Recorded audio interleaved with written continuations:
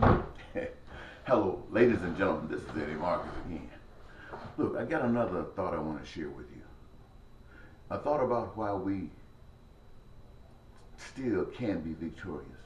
You know, the common thought that travels through the pathways of life indicates that we as a people won't come together. And you can hear all kinds of reasons given by the thousands as to why we will never do that. But for some strange reason, I keep it in my spirit that we will, that we can, and we will come together. We will come together out of necessity, if for no other reason. You see, yes, we've all been brought up in things that are divisive, and it seems like something that we just don't want to turn loose. But I want you to be reminded, ladies and gentlemen, that we, about now, know that we live our daily lives for just a piece of a crumb, but we actually live our lives for others. We live our lives, and I'm not talking about your children or your parents or your friends. When I say others, I'm talking about those who consider themselves superior, those who we have allowed to swindle the general public into taking advantage of them in every way, especially economically, and by that being able to influence our societies, from the Joe Blow who has no job to everybody all the way through the presidency of the United States. And we have accepted this as being normal, set up on the idea that one day we will be justified in acquiescing, or we will be punished for taking advantage of situations. And that seems to hold us in a trance, keeps us from moving in any direction, but constantly taking the same path that gets worse and worse every day. It seems that we need to get rid of that thought. We need to look at ourselves and see who benefits from all that we as the people do. Who benefit the most? Who benefit the most? We struggle to pay our bills. We struggle to have just a little bit on the side so we might be able to get a cone of ice cream or go to a movie. We struggle, some of us, to stay out of shelters, from staying out of food shelves. We struggle, many of us, to be able to sleep someplace other than under a bridge or in a pasteboard box. We struggle, and yet all of the things that the billions of us do, we look and say, who prospers? Who's free of this? And it seems that it's those 1%ers up there. They don't have to work. They don't work. All they do is make sure that whatever goes on that keeps them there and us down, or what can even take them further up, regardless of how far it might take us down. It seems that that's their job. And it's everybody else's job in between that's benefiting from this system to allow it to stay like it is.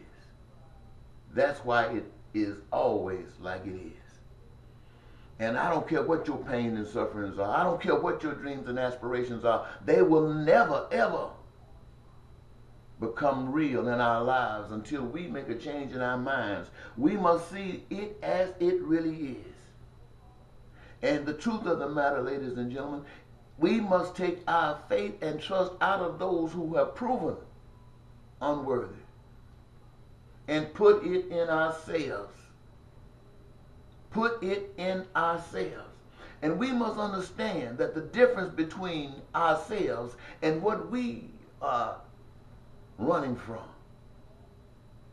is that we understand that in order for us to enjoy the freedoms and dreams that we want, we must protect each other.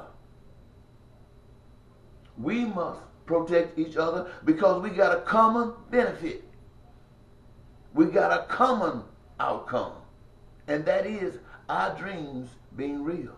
They will never be real in the hands of others, but they will be real if they are in our hands and we got each other's support. This is why I constantly talk to you, ladies and gentlemen. This is why I walk around with no money in my pocket, Because to have money in my pocket, I got to put aside everything I'm telling you and become just like you. And how can I talk to you about change when I am just like it? No, I don't want to walk around not enjoying the fruits of this magnificent nation that has been given to us by our Father. I don't want that. I want to live like a king. But I know you got the right to live like a king too. And there's no way I can live like a king and look down at you as paupers. There's no way I can do it. And so I must stand up. I must stand up and advocate that you are a king. You are a queen. I must tell you because I want to be free. I want to be free. With freedom comes responsibility. Freedom requires that you look after those that are in bondage, that they may be free as well. These are not things that we just choose. This is nothing that I just chose. I found out one day that it is me. And what I am, I must be. So I'm saying this to you, ladies and gentlemen, reconsider. Reconsider what's important to you. Reconsider how you can stop the abuse. Realize how you have the power to be who and what you are. Well, these are thoughts, ladies and gentlemen. I'm constantly coming to you saying certain things, and I do that because I realize the predicament we're in. And we need to talk to one another. We need to reach out. So this is my way of reaching out. And as I listen to you, those of you who do videos and do blogs, when I listen to you, I hear your cries just like mine. And they are so similar and many the same. And we, each of us, are looking for solutions. We're looking for solutions basically, first of all, that ties in with what we already understand. And then those where we can see direction and go forward. But I tell you, in order for us to even get on the same page, we must clear our minds of the junk. We must clear our minds of the prejudices, and we must open up to let truth take us wherever it leads us. For truth is the highway to freedom. Bye-bye.